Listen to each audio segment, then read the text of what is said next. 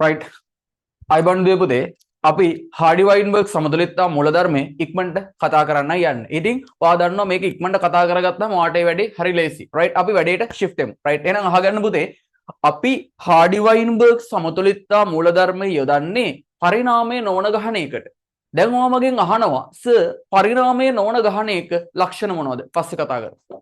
දැන් මුලින්ම අපි මෙන්න මේ වැඩේ කරමු. right. පුතේ මම ගෙනාව ඔයාට පැහැදිලි කරන්න ලේසි උදාහරණයක්. අපිට තියෙන කාලය සීමිතයි. අපි ස්පීඩ් වැඩේ කරමු. right. අහගන්න. පුතේ මේ තියෙන්නේ මල් ගහණයක්. සාමාන්‍යයෙන් ගහණයක් කියව විශාල ප්‍රමාණයක් තියෙන්න ඕනේ. අපි හිතමු මල් ගස් 10ක් තියෙනවා. එක ගහක එක මල ගානේ පිපිලා තියෙනවා. මල් 10ක් තියෙනවා. පුතේ කළු පාට නිල් පාටට ප්‍රමුඛයි. ඒ කියන්නේ ප්‍රමුඛ ඇලීලය මගින් තීරණය වෙන්නේ කළු පාට ලක්ෂණය. කළු පාට අපි කැපිටල් B කියලා ගමු පුතා. නිල් පාට සිම්පල් B කියලා ගමු. වැඩේ ලේසි. එහෙනම් පුතේ කැපිටල් B ඒ කියන්නේ ප්‍රමුඛ සමයෝගී ප්‍රවේණි දර්ශය තිබුණත් විෂමයෝගී එක තිබුණත් පුතේ වර්ණය කළු පාටයි. නිල් පාට නිලීන ලක්ෂණය නිසා ඒක තීරණය කරන්න සමයෝගී නිලීන නැත්නම් සමයුග්මක නිලීන අවස්ථාව ඕනේ. right. එහෙනම් පුතේ මේ තමයි මල් ගහණය. right. මම අහනවා මෙන්න මේ ගහණයට සාපේක්ෂව ඔයාගෙන් ප්‍රශ්න ටිකක් ඒකේ උත්තර ටිකක් දාලා තියෙනවා. මේ ටික මට ලියලා තියාගන්න උනා හේතුව මේක ඔයාලට ඉක්මනට පැහැදිලි කරන්න ඕනේ හින්දා. මේක ඉක්මනට තීර මතක් කරන අපේ අලුත් වැඩක්. අහගන්න. පුතේ මල් වල වර්ණය ගත්තාම මම දැන් අහලා තියෙනවා කළු මල් වල සංඛ්‍යාතය. මෙන්න මේකට අදාළව. ඔයා කල්පනා කරනවා ඇති සංඛ්‍යාතය කිව්වම නිකන් ඔයාට එකපාරට ෆිසික්ස් වල දෝලන තරංග මතක් වෙනවා. පුතේ ෆිසික්ස් අමතක කරන්න. මෙතන මේ සංඛ්‍යාතය කියලා පුතේ අදහස් වෙන්නේ තියෙන සම්පූර්ණ ප්‍රමාණයෙන් අදාළ එක තියෙන ප්‍රමාණය. ලේසි. ඔයා කොතන හරි තැනක හිර වෙලා ඉන්නවා නම් හාඩි වයින්බර්ග් අමාරුයි කියලා. දැන් මම ගණන් ටිකකුත් හදලා තමයි වැඩ ඉවර කරන්නේ. වෙනද පැය ගණන් දවස් ගණන් ඉගෙන ගත්ත තියරි විනාඩි 10න් කවර් කරගමු. right. අහගන්න. පුතේ කළු මල් වල සංඛ්‍යාතය කියන්නේ තියෙන මල් ඔක්කොම ප්‍රමාණයෙන් කළු මල් තියෙන ප්‍රමාණය. මල් ඔක්කොම 10යි. කළු මල් තියෙනවා පුතේ 6ක්. ඒ කියන්නේ 10න් 6යි. right. දශම කරොත් 0.6යි ප්‍රතිශතයක් විතර ගත්තොත් 60යි. තියෙන්නේ කළු මල් සහ නිල් මල් විතරයි නා. ඔක්කොම මල් 10යි නම් කළු මල් 6යි නම් නිල් මල් නිකම්ම කීයද? 4යි. එහෙනම් බලන්න පුතා සංඛ්‍යාතය කියලා කියන්නේ තියෙන ප්‍රමාණය පිළිබඳ මිනුමක්. තේරුණාද කතාව? අපිට කියන්න පුළුවන් බහුලතාවය පිළිබඳ මිනුමක්. හරි? right. ඊළඟට ප්‍රවේණි දර්ශ පුතේ බලන්න ප්‍රවේණි දර්ශ තුනයි තියෙන්නේ මල් වල වර්ණයට අදාළව මේ ගහණය ඇතුලේ. capital B simple B බලමු. capital B සමයෝගී ප්‍රමුඛ ප්‍රවේණි දර්ශ සංඛ්‍යාතය. ප්‍රවේණි දර්ශ ඔක්කොම 10යි මේ. ඒකෙන් පුතේ capital B ප්‍රවේණි දර්ශ තියෙනවා දෙකක්. එහෙනම් 10න් 2යි 0.2යි 120යි. දැන් කළු පාට තිබ්බට මම ලිව්වා ප්‍රවේණි දර්ශ හේතුව දැන් කළු පාටයි නම් මේ දෙකෙන් ඕන එකක් තියෙන්න පුළුවන් නේ. ප්‍රමුඛ ඇලීලයක් තිබීම විතරනේ අවශ්‍ය වෙන්නේ. හැබැයි මම ඒක ලිව්වා ඒතරවට ලේසියිනේ. නැත්නම් අපි දන්නේ නැහැ නේද? right.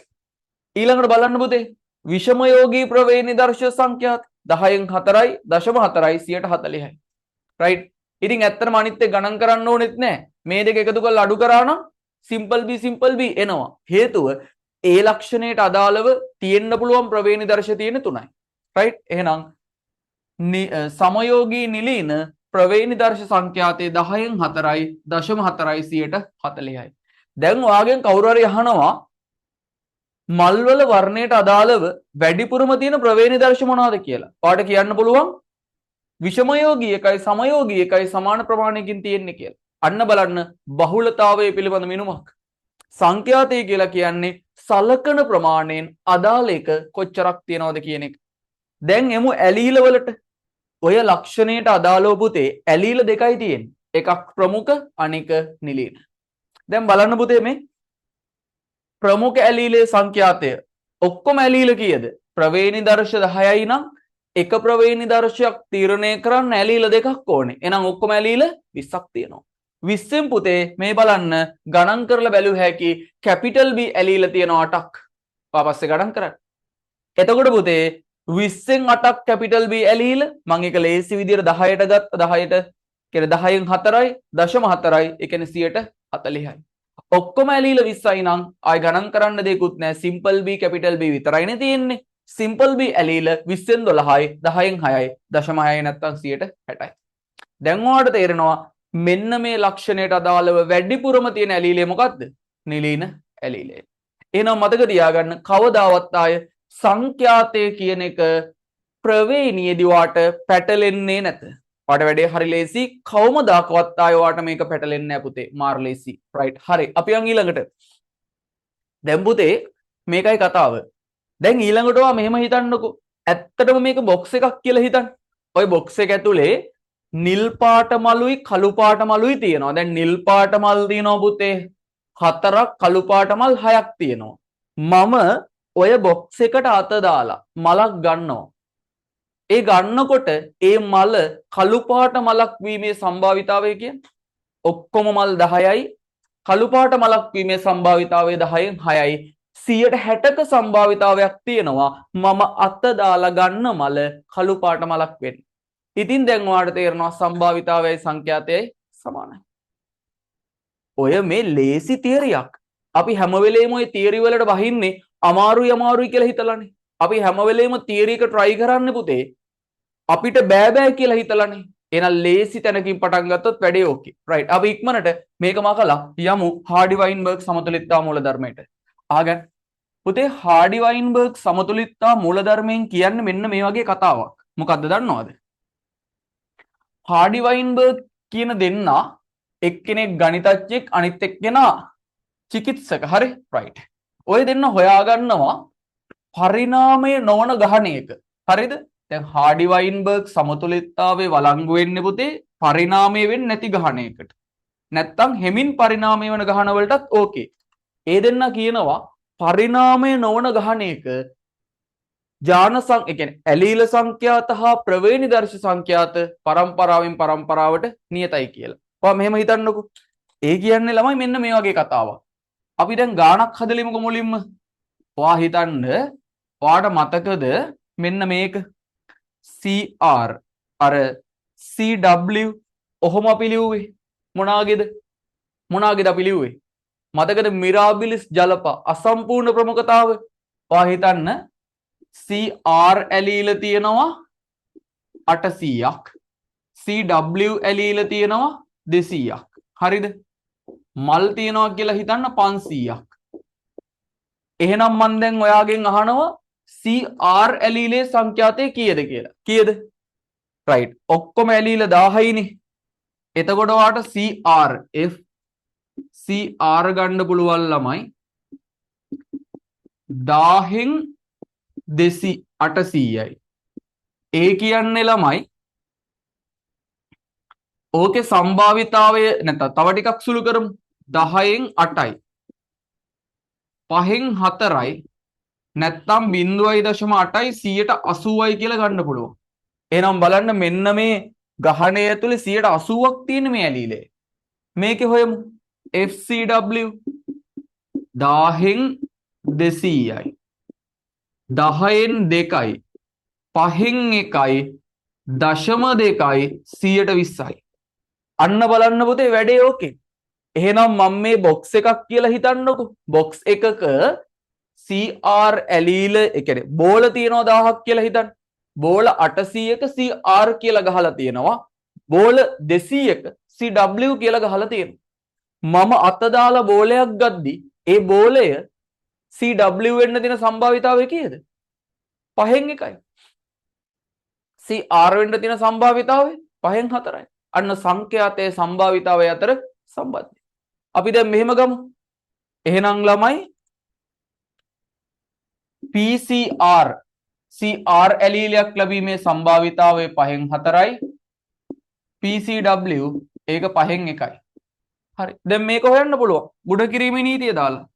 CR ප්‍රවේණිදර්ශය ලැබීමේ සම්භාවිතාවය කීයද? ගුණ කිරීමේ නීතිය. 5න් 4 ගුණ කිරීම 5න් 4 කීයද? 25න් 8යි. හරි. මේක ලැබීමේ සම්භාවිතාවය කීයද? 5න් 1 ගුණ කිරීම 5න් 1 25න් 1යි. ප්‍රවේණි දර්ශ වර්ග 3යිනේ ලැබෙන්න පුළුවන්. මේක කීයද? ඇත්තටම ඔක හොයන්න මෙහෙමයි. හොය ඉන්න දෙයක්වත් නැහැ. ලැබෙන්න පුළුවන් ඇලීල ඔක්කොම තියෙන්නේ පුතා. ඒ කියන්නේ ප්‍රවේණි දර්ශ වර්ග 3යි තියෙන්නේ. මොනවාද? CR ලැබෙන්න පුළුවන්. CW ලැබෙන්න පුළුවන්. CW ලැබෙන්න පුළුවන්. ඔක්කොගෙම එකතු එකයි. ඔයා දන්නවා සම්භාවිතා නියම වලින්. මේක 25න් sorry 8යි නෙවෙයි 16යි. 4 වරක් 4 16යිනේ. මේක 25න් 16යි. මේකනේ අපිට හොයන්න ඕනේද? මේක 25න් 1යි. එහෙනම් ඔක්කොම 25න් 25 වෙන්න එපයි. එහෙනම් මේක කීයද? 16යි 17යි 25න් 17ක් අඩු කරන්න. 8යි නේද? මේක 8යි. එහෙනම් අහන්න දෙයක් නෑ ළමයි. මේක 25න් 8යි. හැබැයි මේක හොයන ක්‍රමයක් තියෙනවා මොකද්ද? ಗುಣ කිරීමේ නීතිය දාලා ආකලන නීතිය දාන්න ඕනේ. රයිට් කොහොමද හොයන්නේ?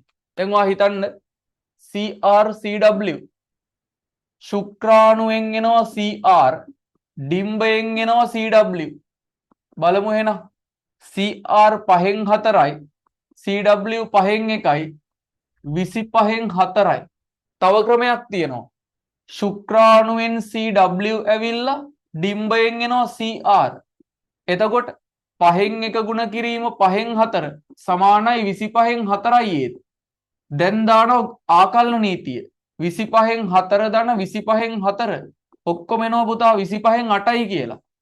ඔන්න ඔහොමයි ගන්නෙ. අමාරු ක්‍රමවලට යන්න එපා ලේසි ක්‍රම තියෙනකොට. අපි දැන් හාඩි වයින්බර්ග් ඔප්පු කරමුද ෂණිකව? හාඩි වයින්බර්ග් වලදී ළමයි වෙන්නේ මෙන්න මෙහෙමයි. දැන් පුතේ ඔයා හිතන්න මේක P කියලා. මේක Q කියලා හිතන්න. Simple P simple Q. ඒ කියන්නේ CR ඇලීලේ සංඛ්‍යාතේ 5න් 4යිනේ. ඕක දශම 8යි කියන්නත් පුළුවන් 80යි කියන්නත් පුළුවන්. ඔයා ඕක P කියලා හිතන්න. එහෙනම් මේකත් P. මේක Q කියලා හිතන්න. හරි? ඔය දෙක සමානයිනේ. එහෙනම් මේක බලන්නකෝ. P ගුණ කිරීම P සමානයි පුතේ P වර්ගය. මේක බලන්න. Q ගුණ කිරීම Q සමානයි Q වර්ගය. මේක බලන්න. P ගුණ කිරීම Q PQ මේකේ Q ගුණ කිරීම P QP එහෙනම් PQ ධන QP ආය මාරු කරලා එකතු කරමු 2යි PQ එහෙනම් මේක ළමයි මේක P මේක 2යි PQ මේක Q ඔක්කොගෙම එකතු එකට සමානයි එහෙනම් බලන්න මේක P වර්ගනේ මේක Q වර්ග එහෙනම් බලන්න P වර්ග ධන 2යි PQ ධන Q වර්ග සමානයි 1යි ඔන්න හාඩි වයින්බර්ග් සමතුලිතතා මූලධර්ම. ඔච්චරයි. අපි දැන් මේ ඉක්මනට අඩු ගන්නන්නේ.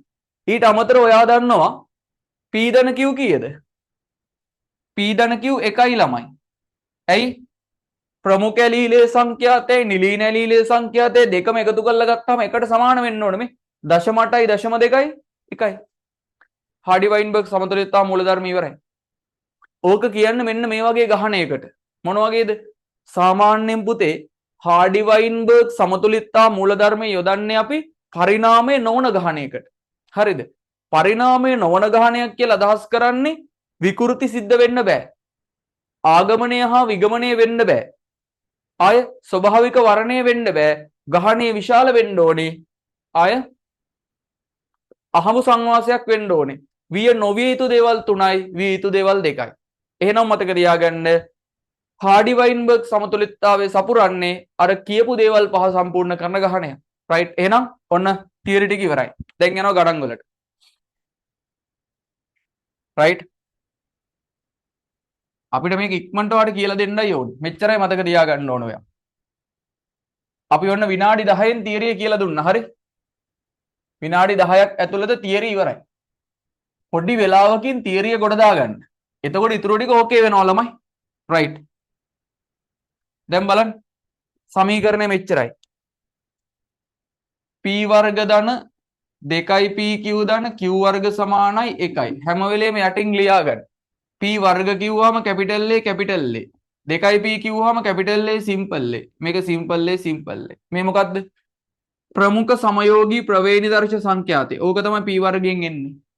2pq විෂමයෝගී ප්‍රවේණිදර්ශ සංඛ්‍යාතේ. සිම්පල් A සිම්පල් A නිලීන සමයෝගී ප්‍රවේණිදර්ශ සංඛ්‍යාතේ. ඕක ගන්න පුළුවන් q වර්ගයෙන්.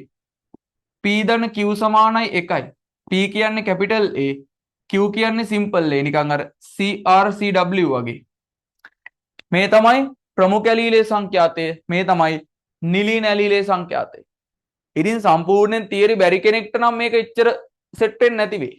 හැබැයි try කරොත් පුළුවන්. හරි. අපි යනවා ගණන් වලට. හදලා බලමු ගණන් ටිකක්. මම දැන් ඔයාලට දානවා ගණන් ටිකක්.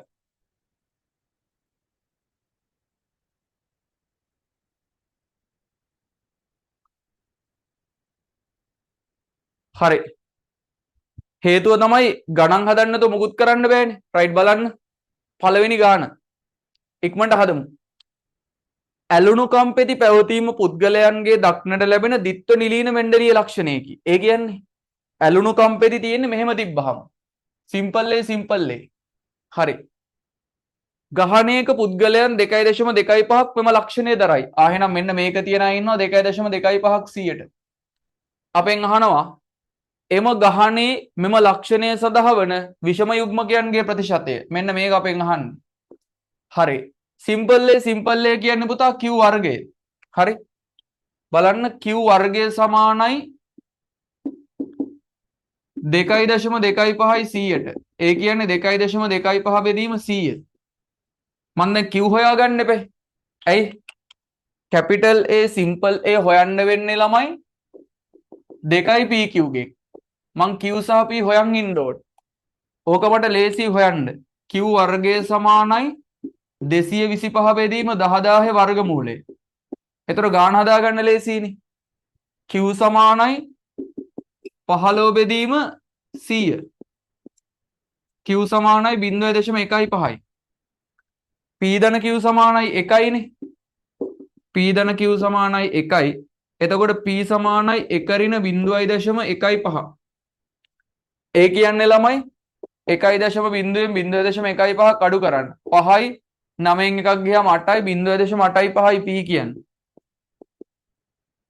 හැබැයි දැන් මගෙන් අහන්නේ ඒක නෙවෙයි 2යි pq. ඒක හොයමු. 2 ගුණ කිරීම 0.15 ගුණ කිරීම 0.85. හරි. අපි හදලා බලමු. කීය දෙන්නේ උත්තරේ? සුළු කරලා බලමු ශනිකව. 0.15 ගුණ කිරීම 0.85 ගුණ කිරීම 2 0.255යි 5යි 0.255යි 100ටනේ අහන්නේ. මේක කෙලින්ම ගුණ කරන්න 100ෙන් 25.5යි කියලා එනවා 100ට. එහෙනම් ඔගේ උත්තරේ විදියට ගන්න වෙන්නේ උත්තරේ 5. අපේ මේකේ අරමුණ තියරිය කියලා දීලා ඉක්මනට ගණන් වලට යන එක. අපි යන් දෙවෙනි ගානට. හරි? ඉතින් ළමයි ඔයාලා මේක වීඩියෝ එක පෝස්ට් කර කර බලන්න. මම ඊටාම ඉක්මනට තියරි එක කියලා දෙනවා. ඒකට හේතුව මට ඕනේ ඉක්මනට මේ තියරි එක වගේ ඔළුවට දාන්න. වේගෙන් ඉගෙන ගන්න ළමයි වෙනුවෙන් මේ කරන්න. හරි? එහෙනම් අපි යන් ඊළඟ ගානට. අපි තියරිය කියලා දෙනවා විනාඩි 10ක්. ඊට පස්සේ ගණන් ටිකක් හදනවා. මේක ඔයාලට විභාගයට යද්දි මාර වටිනවා රයිට්? දඟලන්න නැතුව තමන්ගේ පාඩුවේ වැට්ටික් කරගන්න. එතන වැඩේ ඕකේ. හරි අපි බලමු. ඊළඟ ගානට යමු. බලන්න. අහඹු අභිජනනයක් සිදුවන විකෘති සහ වර්ණයක් සිදු නොවන විශාල ගහණයක. විශාල ගහණයකට තමයි යෝග දාන්නේ. ප්‍රමුඛ ඇලීලේ සංඛ්‍යාතය 0.9යි. ප්‍රමුඛ ඇලීලේ කියන්නේ කැපිටල් A 0.9යිලු. ඒ කියන්නේ ළමයි p නේ. p සමානයි 0.9යි. එහෙනම් q සමානයි 0.1යිනේ. අයිති p ධන q එකට සමානයිනේ. රයිට්. ඊළඟ පරම්පරාවේ විෂම යුග්මකයන්ගේ සංඛ්‍යාතය. විෂම යුග්මකයෝ කියලා කියන්නේ කැපිටල් A සිම්පල් A. ඒ කියන්නේ 2යි pq. හරි. එහෙනම් අපිට තියෙන්නේ 2 ගුණ කිරීම 0.9 ගුණ කිරීම 0.1. 2 ගුණ කිරීම 9 ගුණ කිරීම 1 ගුණ කිරීම 10 ඍණ 2. ඒ කියන්නේ 9යි 18යි. 18යි කියන්නේ 0.18යි. ඕක 100ෙන් ගුණ කරපුවාම 100ට 18යි කියලා එනවා. ඔය දෙකම ඕකේ. බලන්න 0.18යි උත්තරේ 3. හරි. අපි යම් ප්‍රකාශ බහුවර්ණයකට ප්‍රකාශ කියන්නේ මේ කියවල කරන්න තියෙන බහුවර්ණයක් වගේ එකට. හරි. ලේසිම ලේසි. බලන්න. ගහනවල හාඩි වයින්බර්ග් සමතුලිතය පිළිබඳ පහත දැක්වෙන ප්‍රකාශ අතුරින් කවරක් වැරදිද? වැරදි එක. ඒ කියන්නේ හාඩි වයින්බර්ග් සමතුලිතතාවයේ පිළිපදින ගහණයක තියෙන්න ඕනේ ලක්ෂණ පහයි. තුනක් නොවිය යුතු දේවල්, දෙකක් විය යුතු ඒවා. මොනවද නොවිය යුතු දේවල්? ආගමනය හා විගමනය සිදු නොවීම, විකෘති සිදු නොවීම, ස්වභාවික වර්ණය සිදු නොවීම, ඊළඟට ගහණය විශාල වීම, අහඹු සංවාසය සිදුවීම. බලන්න. විකෘති ඇතිවීම නිසා සමතුලිතතාව බිඳිය හැක. හරි. ගහණයේ සමාජිකයන් විගමනය වීම සමතුලිතයට බල නොපායි. වැරදි. ඒක නොවිය යුතු එකක්. ඒක තමයි උත්තරේ. ඊළඟ බලන්න. සමතුලිතය රඳා පවතින්නේ විශාල ගහන තුල පමණි. ඔව් ඒක හරි. මෙම සමතුලිතයේ පවතින ස්වභාවික ගහන සොයා ගැනීම අසූරුයි. ඔව් ළමයි. ඔහොම ගහන ස්වභාවික හොයාගන්න නැහැ. ඇත්තටම උපකල්පිත ගහන. right? පරිණාමයේ සිදුවන ගහනවල මෙම සමතුලිතය රඳා නොපවතී. ඔව් පරිණාමය වෙද්දී විකෘති වෙනවා. ඒක නිසා පරිණාමය වෙන ගහනවලට හාඩි වයින්බර්ග් සමතුලිතය දාන්න බෑ. හැබැයි පරිණාමය වෙන ගහනවලටත් දාන්න පුළුවන්. මොනවටද? හිමින් පරිණාමය වෙන ගහනවලට. right? යන් ඊළඟ එකට. මානව ගහණයක මිනිසුන්ගෙන් 64ක් දිවරෝල් කිරීමේ හැකියාව සහිත නම් පුතේ 64ක් දිවරෝල් කරන්න පුළුවන් අයලු ඉන්නේ. දැන් පුතේ ඔයා තේරුම් ගන්න ඕනේ. ඔයාට ප්‍රවේණීදී උගන්වනවා දිවරෝල් කරන්න නම් ප්‍රමුඛ ඇලීලයක් තියෙන්න ඕනේ. එහෙනම් කැපිටල් R අයටත් පුළුවන්. ඔන්න ඔය සෙට් එකම තමයි 64ක් කියන්නේ. හැබැයි මෙන්න මේ අයට දිවරෝල් කරන්න බෑ. ඒ කියන්නේ 136කට දිවරෝල් කිරීමේ හැකියාව නැහැ. නිලීන පුද්ගලයින්ට දිවරෝල් කරන්න බෑ. දිවරෝල් කරන්න ප්‍රමුඛ ඇලීලයක් තියෙන්න ඕනේ. හරි. එම ගහණයේ දිවරෝල් කිරීම සඳහා වන ඇලීල පවතින සංඛ්‍යාතය. ඒ කියන්නේ දිවරෝල් කරන්න කැපිටල් R කියන ප්‍රමුඛ ඇලීලයක් තියෙන්න ඕනේ. එහෙනම් අපෙන් අහන්නේ සිම්පල් P. හරි. හැබැයි අපි දන්නවා මේක නිකන් අර සිම්පල් A වගේනේ. එහෙනම් Q වර්ගය සමානයි 136යි. එහෙනම් Q සමානයි 36 බෙදීම 100 වර්ගමූලය. මේක අපිට එහෙම ලියන්නත් පුළුවන් 136 මේ විදිහට. Q සමානයි 6 බෙදීම 10.6යි. එහෙනම් P සමානයි 1.6. ඒ කියන්නේ 0.4යි. හැබැයි අපෙන් අහන්නේ මොකද්ද? 0.4 නේ. එහෙනම් උත්තරේ වෙන්නේ 0.4. උත්තරේ 2. බලන්න කොච්චර ලේසිද කියලා. අවසාන එකත් කරමු. ඇතම් පුද්ගලයන්ට එක්තරා රසායනික සංයෝගයක් තද තිත්ත රසයක් ගෙන දෙයි. ඔව් එක එක පුද්ගලයන්ට රහ දැනෙන විදිහ එකිනෙකට වෙනස් පුතේ. හරි. සමහරුන්ට කිසිදු රසයක් නොදැනේ. අන්න සමහරුන්ට තිත්ත ඒවා සමහරුන්ට මෙලෝ රහක් නැහැ. හරි. රස නොදැනෙන්නේ දිත්ත නිලීනයන්ටලු. අන්න රහ දැනෙන්නේ නැත්තේ පුතේ දිත්ත නිලීන අයට. දැන් ඥානයක් හින්දානම් රහ දැනෙන්නේ ඒ අදාළ එකට දිත්ත නිලීන අයට රහක් දැනෙන්නේ නැහැලු. අප්පා මරු. හරි. රහ නොදැනෙන්නේ දිත්ත නිලීන අයට. හරි. ඒ කියන්නේ මෙන්න මෙහෙම තිබුණොත් රහක් දැනෙන්නේ නැහැ. රස දැනෙන්නේ නැහැ. හරි. බලමු අපි. පාසලක සිසුන් අතර 16%කට රස නොදැනේ. එහෙනම් 16%ක් මේ සෙට් එක. හරි. මෙම ලක්ෂණය සඳහා විෂමයෝගීන්ගේ සංඛ්‍යාතය අපෙන් අහන්නේ කැපිටල් A සිම්පල් A. ඒ කියන්නේ 2යි P කියුනේ. හරි. එහෙනම් අපි බලමු. දැන් ළමයි Q වර්ග සමානයිනේ සිම්පල් A කිව්වහම ඕක 16යි 100ට. එහෙනම් 16 බෙදීම 100. ඔහොම ලියන්නත් පුළුවන්. Q සමානයි 16 බෙදීම 100 වර්ගමූලය. Q සමානයි 4 බෙදීම 10. ඒ කියන්නේ 0.4යි.